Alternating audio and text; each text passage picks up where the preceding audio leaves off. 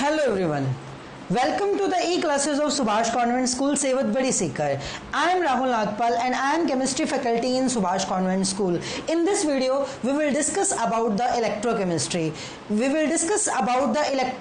And in electrochemistry, we will discuss particularly about the Colrosch law. Which law beta? Colrosch law. This topic will totally based on the Colrosch law, and in a previous video, we have discussed about the effect of concentration or on various conductance, molar conductance, equivalent conductance and specific conductance, and I am requesting you to all please visit that video to understand this topic fruitfully. If you want to understand this topic fruitfully, please visit to last video. You will have to go through that video, otherwise you will be unable to understand this video. ठीक है, तो इस video में अपन को कॉलरश law discuss करना है, पर कॉलरश law आपको तभी समझ में आ पाएगा अगर आपने प्रीवियस वीडियोस को देखा हुआ है तो। ठीक है, तो ये है बेटा, हमने लास्ट लेक्चर में किया क्या था, उसकी समरी क्या थी, उसका मैं कुछ एक यहाँ पे आपके सामने एक्सप्लेन कर दे रहा हूं बेटा। क्या था उसमें बेटा, स्ट्रॉन्ग इलेक्ट्रोलाइट के लिए मैक्सिमम कंडक्टेंस, ये क्या था, लैम्डा नॉट एम बेटा, conductance at infinite dilution, molar conductance at infinite dilution. क्या है ये मैं बता चुका हूं प्रीवियस वीडियो में। Molar conductance at infinite dilution strong electrolyte के लिए डिबाई-हक्कल-ऑनसागर इक्वेशन थी। कौन सी इक्वेशन थी बेटा? डिबाई-हक्कल-ऑनसागर इक्वेशन। कौन सी इक्वेशन? डिबाई-हक्कल-ऑनसागर इक्वेशन। जिसको ये समझ में नहीं आ रहा उसने प्रीवियस वीडियो नहीं देखा हुआ है, ध्यान रख लेना। डिबाई-हक्कल-ऑनसागर इक्वेशन के इंटरसेप्ट से, कहां से बेटा? इंटरसेप्ट से अपन क्या कैलकुलेट कर सकते हैं बेटा? Molar conductance at infinite dilution calculate कर सकते हैं। क्या कैलकुलेट कर सकते हैं? Molar conductance at infinite dilution. And in that video मैंने आपको बताया था, आपको डाटा दिया जाएगा लैम्डा एम वर्सेस कंसंट्रेशन के बीच में। किसके बीच में बेटा? लैम्डा एम वर्सेस कंसंट्रेशन के बीच में। ठीक है, तो आप ग्राफ प्लॉट करोगे, ठीक है, और जहां पे आपको इंटरसेप्ट ऑब्टेन हो जाए वो आपकी क्या है बेटा? कंडक्टेंस एट इनफाइनाइट डाइल्यूशन है। तो आप कैसे कैलकुलेट कर सकते हो? आप ग्राफिकली कैलकुलेट कर सकते हो। कैसे कैलकुलेट कर सकते हो बेटा? ग्राफिकली इंटरसेप्ट को देख लो, ठीक है, वहां से आपको इनफाइनाइट डाइल्यूशन पे जो कंडक्टेंस है, molar conductance at infinite dilution मिल जाएगी। स्ट्रॉन्ग इलेक्ट्रोलाइट के लिए कैसे मिलेगी? कौन सी इक्वेशन लगाते हो? डिबाई-हक्कल-ऑनसागर इक्वेशन। कौन सी इक्वेशन लगती है बेटा? डिबाई-हक्कल-ऑनसागर इक्वेशन लगती है। ठीक है, और इंटरसेप्ट से आपको मिलता है, क्या मिलता है इंटरसेप्ट से? इंटरसेप्ट से आपको मिलता है क्या बेटा? Molar conductance at infinite dilution. On the contrary we are unable to calculate the molar conductance at infinite dilution by graphical method. Graphically अगर आप बात करो तो molar conductance at infinite dilution calculate नहीं हो सकती। ग्राफिकली अगर आप बात करो तो molar conductance at infinite dilution बेटा कभी भी कैलकुलेट नहीं हो सकती। ठीक है, क्यों कैलकुलेट नहीं हो सकती? क्योंकि इनफाइनाइट डाइल्यूशन के पर कैलकुलेट करने के लिए we will have to extrapolate this graph. अपन को क्या करना पड़ेगा? इस ग्राफ को एक्स्ट्रापोलेट करना पड़ेगा। क्या करना पड़ेगा? एक्स्ट्रापोलेट करना पड़ेगा। और ये ग्राफ कहां जाके मिलेगा? जहां जाके मिलेगा वहीं से तो आप इनफाइनाइट डाइल्यूशन पे जो कंडक्टेंस फाइंड आउट कर पाओगे। ठीक है, तो ना तो ये मिलने वाला है क्योंकि ये ग्राफ इसके बाद पैरेलल हो चुका है। क्या हो चुका है बेटा? पैरेलल हो चुका है। तो हम क्या करें? ठीक है, अब हमें कैलकुलेट भी करनी है, हमें मैक्सिमम कंडक्टेंस वीक इलेक्ट्रोलाइट की। कईयों को होता नहीं गोचा है, मैंने करनी है जी, बोलो क्या करोगे?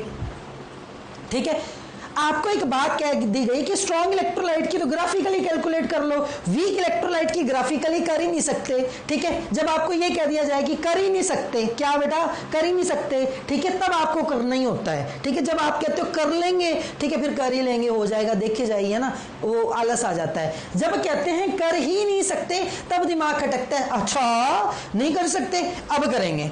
ठीक है, अब करेंगे। तो ये कह दिया गया कि ग्राफिकल मेथड से, इस मेथड से आप कभी भी वीक इलेक्ट्रोलाइट के लिए जो लैम्डा नॉट एम या lambda naught E Q calculate नहीं कर सकते। यानी कि molar conductance at infinite dilution calculate आप नहीं कर सकते। कौन सी कंडक्टेंस बेटा? Molar conductance at infinite dilution आप कैलकुलेट नहीं कर सकते। जब इतनी बात बोल दी तो एक साइंटिस्ट का दिमाग खटक गया। किसका? कॉलरोश का। किसका बेटा? कॉलरोश का। तो उसने अपना लॉ दे दिया, और जिस का नाम क्या है बेटा? कॉलरोश लॉ है। क्या नाम है? कॉलरोश लॉ है। तो आज का जो मेजर टॉपिक रहेगा वो क्या रहेगा बेटा? कॉलरोश लॉ। मुझे आपको आज डिटेल में समझाना है। कौन सा लॉ बेटा? कॉलरोश लॉ। ठीक है, तो अपन बात करने जा रहे हैं कौन से लॉ की बेटा? कॉलरोश लॉ की। तो चलो कॉलरोश लॉ स्टार्ट करते हैं।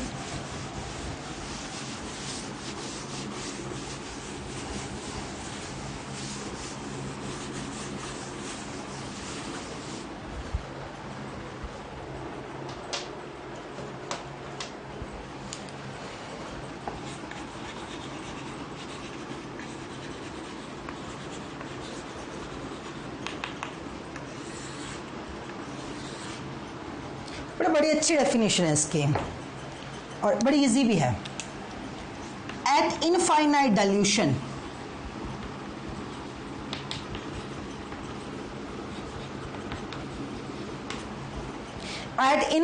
डाइल्यूशन मोलर कंडक्टिविटी या molar conductance of electrolyte infinite dilution पे मोलर कंडक्टेंस ऑफ इलेक्ट्रोलाइट, और इलेक्ट्रोलाइट स्ट्रॉन्ग के वीक कोई भी हो सकता है बेटा, यानी कि any electrolyte. Molar conductance of any electrolyte is summation of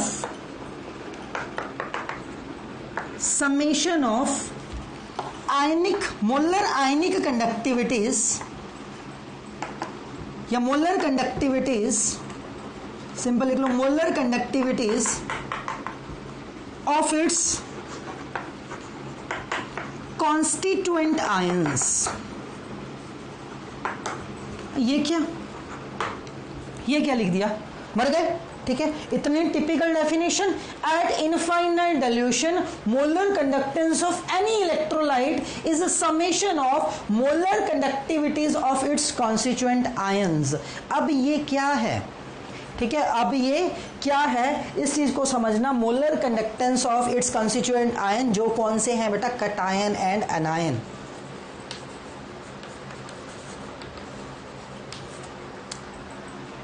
जब इनफाइनाइट डाइल्यूशन होती है ना बेटा, कौन सी डाइल्यूशन? Infinite dilution. तब मान लो आपका इलेक्ट्रोलाइट है ए बी। कौन सा है? A B. तो लैम्डा नॉट ए बी या lambda naught M A B कहते किसके इक्वल होगा? ठीक है, वो होगा small lambda naught M A positive plus small lambda naught M B negative. यानी कि जब इनफाइनाइट डाइल्यूशन होती है, ठीक है, तो जो आप इंडिविजुअल आयन की जो मोलर कंडक्टिविटी है, जो इंडिविजुअल आयन की मोलर कंडक्टिविटी है एट इनफाइनाइट डाइल्यूशन, पहली कंडीशन ही क्या है बेटा? Eight infinite dilution. कौन सी? इनफाइनाइट डाइल्यूशन पे मोलर कंडक्टेंस ऑफ इलेक्ट्रोलाइट, जो इलेक्ट्रोलाइट की मोलर कंडक्टेंस है इनफाइनाइट डाइल्यूशन के लिए, यहां पे जीरो लगा दो या इन्फिनिटी लगा दो। क्या लगा दो बेटा? जीरो लगा दो या इन्फिनिटी लगा दो। ठीक है, मोलर कंडक्टेंस ऑफ इलेक्ट्रोलाइट यानी कि ये is the summation of molar conductivity of its constituent ions। किसका समेशन है बेटा? इसके आयंस की मोलर कंडक्टिविटी का समेशन है। इसके आयंस की मोलर कंडक्टिविटी का समेशन है। अगर इसकी कंडक्टिविटी 7 है, इसकी 3 है, तो इलेक्ट्रोलाइट की कंडक्टिविटी क्या हो जाएगी बेटा? Molar conductivity 10 Simon centimetre square mole inverse 7 + 3। तो सिंपल सा है बेटा, एट इनफाइनाइट डाइल्यूशन जो मोलर कंडक्टेंस है किसी भी इलेक्ट्रोलाइट की, वो समेशन है किसका बेटा? इसके कॉन्स्टिट्यूएंट आयंस का। इसके कॉन्स्टिट्यूएंट आयंस की मोलर कंडक्टिविटी का समेशन है। क्या है बेटा? इसके कॉन्स्टिट्यूएंट आयन की मोलर कंडक्टिविटी का क्या है बेटा? समेशन है। क्या है? समेशन। आपने मेयरली एडिशन करना है। क्या करना है? एडिशन करना है। ये कॉलरोक लॉ है। ये क्या है बेटा? कॉलरोक लॉ। कई बुक्स में ना थोड़ी टेडियस सी डेफिनेशन लिखी होती है, अगर कभी पढ़ो तो, ठीक है। वो क्या है, मैंने एनसीईआरटी की डेफिनेशन को उठाया है, ठीक है। वो क्या है, एट इनफाइनाइट डिल्यूशन, सुन लो, एट इनफाइनाइट डिल्यूशन, ठीक है, इनफाइनाइट डिल्यूशन पे व्हेन डिसोसिएशन इज कंप्लीट, जब डिसोसिएशन कंप्लीट हो जाता है, at infinite dilution, when dissociation is complete, each ion of an electrolyte behaves differently toward the molar conductivity irrespective of the other ion with which it is attached. हो गए confuse? Simple सी बात है, at infinite dilution जब dissociation complete है, when dissociation is complete, each ion behaves, जो हर ion है behave या contributes, each ion contributes differently toward the molar conductivity irrespective of the other ion with which it is attached. अब इसको मैं यहीं से समझा देता हूं, ठीक है। आपके पास AB है, जब इनफाइनाइट डिल्यूशन है, at infinite dilution dissociation complete होता है इनफाइनाइट डिल्यूशन पे, when dissociation is complete, each ion contribute individually toward the molar conductivity. जब डिसोसिएशन कंप्लीट हो गया, इसका मोलर कंडक्टिविटी के लिए इंडिविजुअल कंट्रीब्यूशन है, इसका क्या है बेटा, इंडिविजुअल कंट्रीब्यूशन है, इसकी मोलर कंडक्टिविटी को ये अफेक्ट नहीं कर सकता, इसकी मोलर कंडक्टिविटी को ये अफेक्ट नहीं कर सकता, इसका इंडिविजुअल कंट्रीब्यूशन है, इसका क्या है बेटा, इंडिविजुअल कंट्रीब्यूशन है, दोनों का इंडिविजुअल अपना कंट्रीब्यूशन है। At infinite dilution when at infinite dilution when आपका जो डिसोसिएशन है that is complete, when dissociation is complete, each ion contribute individually toward the molar conductance, इसकी अपनी है, इसकी अपनी है, each ion contribute individually toward the molar conductance irrespective of the ion with which it is attached, ठीक है। उस ion से कोई लेना देना नहीं है, किससे जुड़ा है और किससे नहीं जुड़ा, किससे जुड़ा और किससे नहीं जुड़ा। एग्जाम में ये सिंपल से डेफिनेशन लिख के आ जानी है आपने, ठीक है, क्योंकि आता तो न्यूमेरिकल है सीबीएसई एग्जाम में, ठीक है। तो ये सिंपल सी डेफिनेशन है कि आप ऐड करोगे और आपके पास क्या आ जाएगा बेटा, molar conductance at infinite dilution आ जाएगा। क्या आ जाएगा बेटा, molar conductance at infinite dilution आ जाएगा, ठीक है। तो ये है, ठीक है। अब हमें टास्क क्या दिया है, हमें टास्क दिया है वीक इलेक्ट्रोलाइट का कैलकुलेट करना है। किसका कैलकुलेट करना है बेटा, वीक इलेक्ट्रोलाइट का कैलकुलेट करना है, ठीक है। तो यहां से ही मैं आपकी एप्लीकेशन पोर्शन स्टार्ट करता हूं और एप्लीकेशन पोर्शन से ही समझाऊंगा कि हम lambda naught M for weak electrolyte कैसे कैलकुलेट कर सकते हैं। क्या बेटा, lambda naught M for weak electrolyte अपन कैसे कैलकुलेट कर सकते हैं।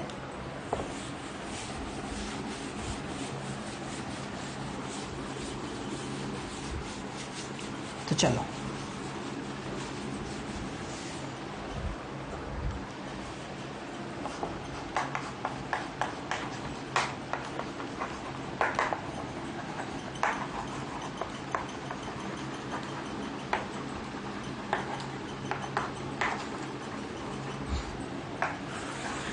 पहले कॉलरोश लॉ की एप्लीकेशंस की बात करते हैं। किसकी बेटा, कॉलरोश लॉ की एप्लीकेशंस की बात करते हैं, ठीक है। तो इसमें जो फर्स्ट एप्लीकेशन आता है बेटा, इसमें 3 एप्लीकेशंस हैं।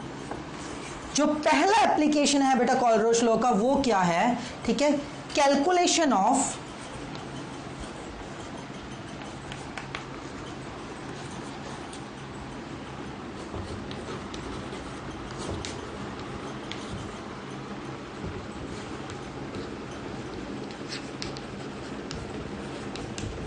ये आपको मैंने 2 दिन से गा के बता रहा हूं कि ग्राफिकली तो कैलकुलेट कर नहीं सकते लैम्डा नॉट एम, कैसे कैलकुलेट करेंगे, using Kohlrausch law.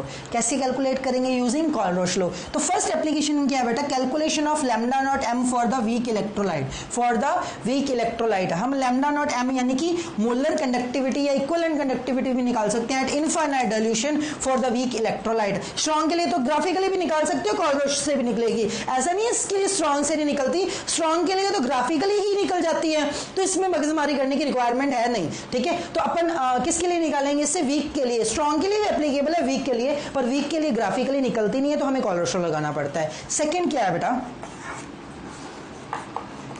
Calculation of degree of dissociation,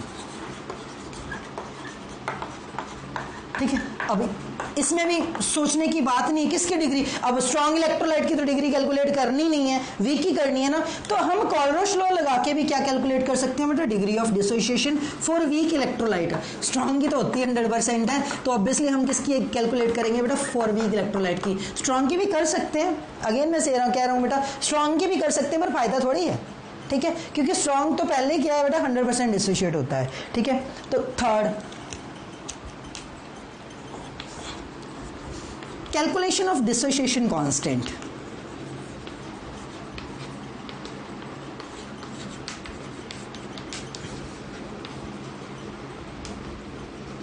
पर इन दोनों को कैलकुलेट करने से पहले मैं अगेन आपको बता रहा हूं बेटा, ये सेकेंडरी एप्लीकेशंस हैं, ये प्राइमरी एप्लीकेशंस हैं। अगर आपको ये कैलकुलेट करना आता है तो ही आपका डिग्री ऑफ डिसोसिएशन कैलकुलेट होगा, तो ही आपका क्या कैलकुलेट होगा बेटा, डिसोसिएशन कांस्टेंट कैलकुलेट होगा, तो ही आपका क्या होगा बेटा, डिसोसिएशन कांस्टेंट कैलकुलेट होगा। अगर आपको ये कैलकुलेट नहीं करना आता, ठीक है, lambda naught M for weak electrolyte, तो ये दोनों काउंट होने से रहे, ये दोनों क्या बेटा काउंट होने से रहे, इसलिए आप lambda naught M for weak electrolyte पे ज्यादा जोर दोगे और ये इजीली हो जाएंगे। ये क्या बेटा, कोई दिक्कत नहीं है इसमें, लेकिन आपको ये आना चाहिए। तो मैं फर्स्ट एप्लीकेशन स्टार्ट कर रहा हूं बेटा, calculation of lambda naught M for the weak electrolyte. किसके लिए बेटा, लैम्डा नॉट एम कैलकुलेट करना है, किसके लिए, वीक इलेक्ट्रोलाइट के लिए, ठीक है। तो इसके लिए मुझे क्या रिक्वायर्ड है,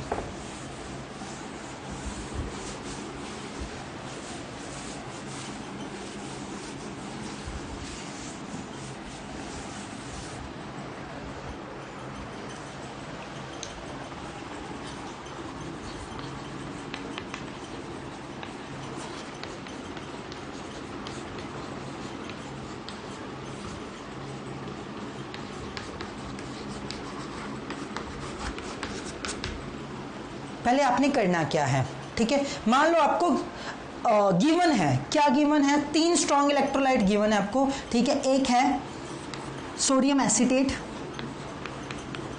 कौन सा बेटा, सोडियम एसीटेट। दूसरा आपको गिवन है HCl, और तीसरा आपको गिवन है बेटा NaCl।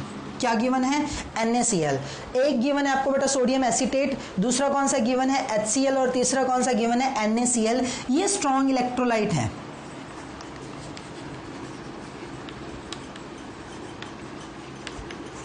कौन सी इलेक्ट्रोलाइट है, स्ट्रॉन्ग इलेक्ट्रोलाइट है, ठीक है। तो इनकी तो एक्सपेरिमेंटल वैल्यूज कैलकुलेट की गई हैं, ठीक है। तो मान लो इसकी जो आपका सोडियम एसीटेट है, इसकी आ गई 91 Simon centimetre square mole inverse, ठीक है। मान लो इसकी इतनी वैल्यू दी गई है, किसकी, लैम्डा नॉट एम की, किसकी, लैम्डा नॉट एम की। जो आपका सोडियम एसीटेट है, इसकी कितनी वैल्यू दी गई है बेटा, 91 Simon centimetre square mole inverse, ठीक है। और इसकी दी गई है बेटा 426 Simon centimetre square mole inverse. कितनी बेटा, Simon centimetre square mole inverse, ठीक है। और इसके लिए लैम्डा नॉट एम की वैल्यू दी गई है बेटा NaCl के लिए 126 Simon centimetre square mole inverse.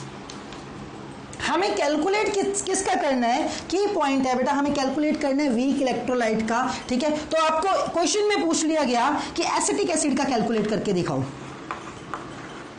आपको अबव डाटा गिवन है, आपको क्या है बेटा, अबव डाटा गिवन है, ठीक है। इससे आपको क्वेश्चन भी ऐसे आएगा, आपको इस तरह डाटा दिया हो गया, इसकी लैम्डा नॉट एम की वैल्यू इतनी है, इसकी लैम्डा नॉट एम की वैल्यू इतनी है, इसकी लैम्डा नॉट एम की वैल्यू क्या है बेटा, इतनी है। आप एसिटिक एसिड की कैलकुलेट करके दिखाओ, किसकी कैलकुलेट करके दिखाओ, एसिटिक एसिड की। चूंकि ये भी स्ट्रॉन्ग इलेक्ट्रोलाइट है, ये भी स्ट्रॉन्ग इलेक्ट्रोलाइट है, ये भी स्ट्रॉन्ग इलेक्ट्रोलाइट है, ये वीक इलेक्ट्रोलाइट है। ये कौन सा इलेक्ट्रोलाइट है, वीक इलेक्ट्रोलाइट है, ठीक है। तो हमें कैलकुलेट करने को क्यों पूछा गया वीक इलेक्ट्रोलाइट की, तो ग्राफिकली तो अपन इसको कैलकुलेट कर ही नहीं सकते, ग्राफिकली तो इसको बेटा कैलकुलेट अपन कर ही नहीं सकते, ग्राफिकली तो इसको अपन कैलकुलेट कर ही नहीं सकते, ठीक है। तो हमें कहा गया कि कैलकुलेट करके दिखाओ, ठीक है। तो आपके दिमाग में आना चाहिए एक ही लॉ, कौन सा लॉ, कॉलरश लॉ। कौन सा लॉ, कॉलरश लॉ। और कॉलरश लॉ के अकॉर्डिंग आप कैसे करोगे, कॉलरश लॉ के अकॉर्डिंग आप यहां से कैसे करोगे, ठीक है। तो आप इनफाइनाइट डिल्यूशन पे आयन बनाओ, पहले क्या बनाओ बेटा, आयन बनाओ। तो आपने किसकी कैलकुलेट करनी है, ठीक है, आपने कैलकुलेट करनी है बेटा इसकी लैम्डा नॉट एम। क्या कैलकुलेट करनी है बेटा? Lambda naught M. तो इसको सॉल्व करने के लिए ठीक है मैं क्या कर रहा हूँ बेटा, पहले मैं ये सारा इरेज कर रहा हूँ, ध्यान से देख लेना ठीक है। तो मैं फर्स्ट से स्टार्ट करूंगा। किससे स्टार्ट करूंगा बेटा? फर्स्ट से स्टार्ट करूंगा ठीक है। और मैं कैसे कैसे करता जा रहा हूँ देखते रहना।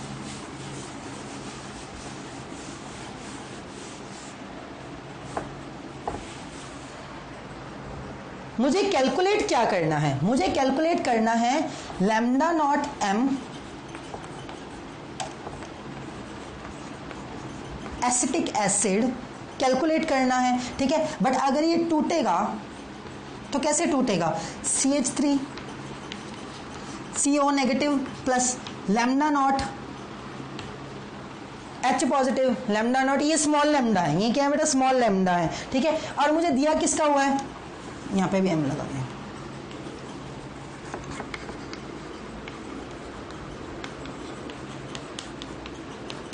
ठीक है।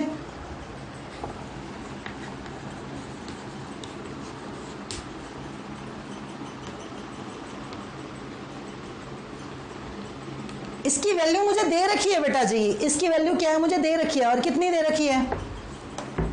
बोल लो कितनी दे रखी है बेटा? 91 Simon centimetre square mole inverse. And में वो लिख लेना बेटा सारे, 91 Simon centimetre square mole inverse.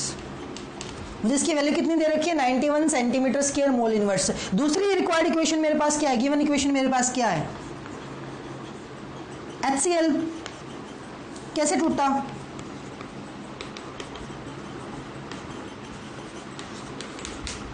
Cl negative ठीक है। तो मेरे पास जो वैल्यू मुझे दी हुई है वो कितनी दी हुई है?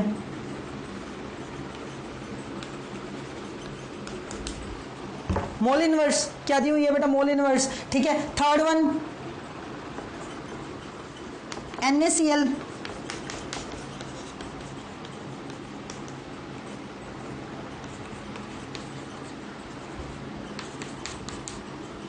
वैल्यू कितनी दी हुई थी इसकी बेटा? 126 Simon centimetre square mole inverse ठीक है बेटा। अब ये तीन वैल्यूज मुझे दी हैं, इसका लैम्डा नॉट एम मुझे निकालना है। क्या निकालना है बेटा? लैम्डा नॉट, क्योंकि ये इंडिविजुअल कंट्रीब्यूशंस हैं and this can be cancelled out ठीक है। तो मुझे राइट साइड में क्या चाहिए? यहां से देख लो बेटा, राइट साइड में मुझे चाहिए CH3 COO नेगेटिव चाहिए प्लस H पॉजिटिव चाहिए। तो कौन सी इक्वेशन में राइट साइड में है? ठीक है, ये फर्स्ट इक्वेशन में ये आपको मिल जाएगा ठीक है। तो इसको मान लो फर्स्ट इक्वेशन, इसको मान लो आप सेकंड इक्वेशन, इसको आप मान लो थर्ड इक्वेशन। कौन सी इक्वेशन? थर्ड इक्वेशन ठीक है। तो आपको CH3 CO नेगेटिव कौन सी साइड में चाहिए? राइट साइड में चाहिए। कौन सी साइड में चाहिए बेटा? राइट साइड में चाहिए। और H पॉजिटिव कौन सी साइड में चाहिए आपको? राइट साइड में चाहिए। कौन सी साइड में चाहिए बेटा? राइट साइड में चाहिए। ये NaCl आपको चाहिए? NaCl आपको नहीं चाहिए ठीक है। तो इसमें भी Cl नेगेटिव है, इसमें भी Na पॉजिटिव है, तो इनको कैंसिल कैसे करोगे? ठीक है। अब ध्यान देना इधर, इसको अच्छे से देखना बेटा। अगर मैं इक्वेशन 1 और 2 को ऐड कर दूं, इक्वेशन 1 प्लस इक्वेशन 2 को मैंने क्या कर दिया? ऐड कर दिया ठीक है। ऐड करने के बाद उसमें से मैंने इक्वेशन 3 को क्या कर दिया? सब्सट्रैक्ट कर दिया। क्या कर दिया बेटा? सब्सट्रैक्ट कर दिया। तो मेरे पास क्या आ जाएगा? ठीक है, इक्वेशन 1 और 2 को जब मैंने ऐड किया, मैं क्या कर रहा हूं बेटा? जगह नहीं है यहाँ पे, इक्वेशन 1 और 2 को चलो मैं यही इरेज कर देता हूं।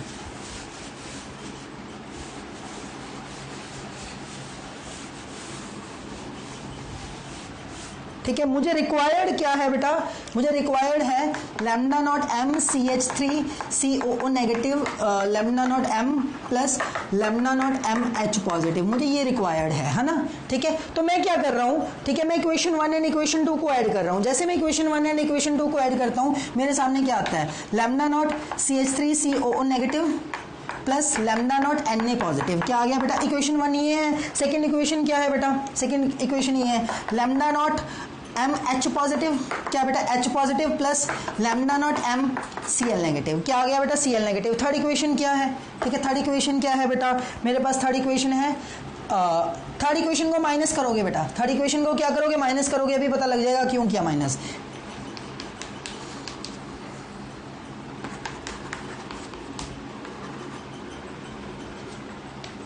ठीक है, तो इससे क्या हो जाएगा बेटा? ये यहाँ पे MM लगाने हो तो लगा लेना बेटा। ठीक है, तो इससे क्या हो जाएगा?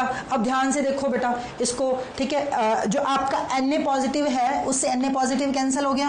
ठीक है, Cl नेगेटिव से Cl नेगेटिव कैंसिल हो गया, क्या हो गया बेटा, Cl नेगेटिव कैंसिल हो गया। ठीक है, तो मोलर कंडक्टिविटी रिस्पेक्टिवली जैसे ही आपने ये ऑपरेशन लगाया है, ठीक है, तो आपके पास ये बन के आ गया ना सामने, और आपको यही रिक्वायर्ड था। ठीक है, तो जो रिस्पेक्टिव जिन इक्वेशंस पे आपने जैसा ऑपरेशन लगाया है वैसे ही आप इनके साथ करो। जैसे कि अब इसके इक्वल टू में मैं लिखता हूं 91 प्लस 426 माइनस 126। आपने फर्स्ट एंड सेकंड को ऐड किया था, थर्ड को क्या किया था बेटा, सब्सट्रैक्ट किया था। क्या किया था, सब्सट्रैक्ट किया था। और जब आप इनको ऐड करोगे, ठीक है, जो आपके सामने रिजल्ट आएगा उसके यूनिट होंगे बेटा Simon centimetre square mole inverse. ठीक है, तो वो आपकी लैम्डा नॉट आ गई, एम आ गई किसकी बेटा, एसिटिक एसिड की आ गई। किसकी आ गई बेटा, एसिटिक एसिड की आ गई। इसको कैलकुलेट कर लेना, तो आपकी जो लैम्डा नॉट एम आ गई वो किसकी आ गई बेटा, एसिटिक एसिड की आ गई। किसकी आ गई, एसिटिक एसिड की लैम्डा नॉट एम आ गई। तो इस तरह से हम वीक इलेक्ट्रोलाइट की जो लैम्डा नॉट एम है वो क्या कर सकते हैं बेटा, कैलकुलेट कर सकते हैं। क्या कर सकते हैं, कैलकुलेट कर सकते हैं। ठीक है, अब सेकंड इक्वेशन जो एप्लीकेशन है उसको मुझे ब्रीफली डिस्कस करना है, और थर्ड एप्लीकेशन तो बिल्कुल ही छोटी है, सेकंड एंड थर्ड। ठीक है, तो आपने वीक इलेक्ट्रोलाइट के लिए निकालना सीख लिया होगा। क्या निकालना सीख लिया होगा बेटा, लैम्डा नॉट एम। क्या बेटा, लैम्डा नॉट एम। ठीक है, तो वीक इलेक्ट्रोलाइट के लिए कॉलरोश लॉ से अपन डीओडी कैसे निकाल सकते हैं। ठीक है, calculation of degree of dissociation. Second application थी बेटा calculation of degree of dissociation from Kohlrausch law.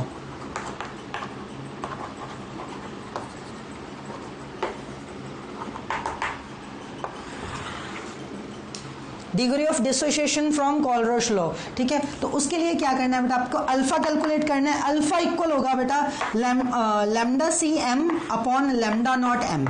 अब ये लैम्डा सी एम क्या है, किसी भी कंसेंट्रेशन पे आपकी जो मोलर कंडक्टेंस है for the weak electrolyte.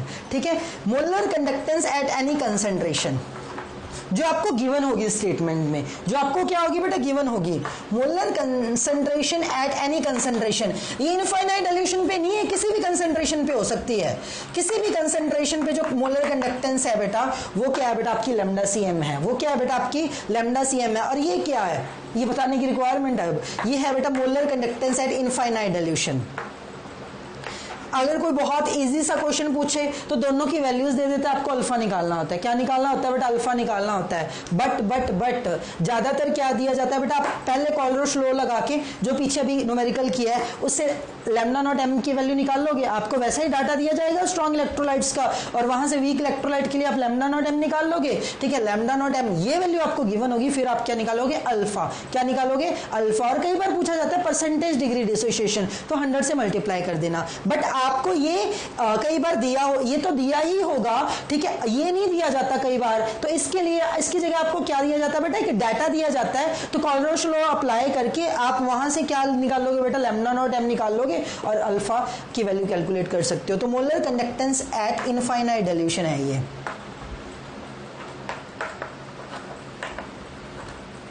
Dilution और इक्विलिब्रियम कांस्टेंट या डिग्री ऑफ अपना डिसोसिएशन कांस्टेंट, थर्ड जो एप्लीकेशन है, तो यहां से अल्फा निकल जाएगा। अगर आपको अल्फा निकालना आता है तो ही अगला स्टेप पॉसिबल है, अदरवाइज अगला स्टेप पॉसिबल नहीं है। ठीक है, तो मैंने कहा था ना चीजें इंटर रिलेटेड है। ठीक है, तो कैलकुलेशन ऑफ डिसोसिएशन कांस्टेंट,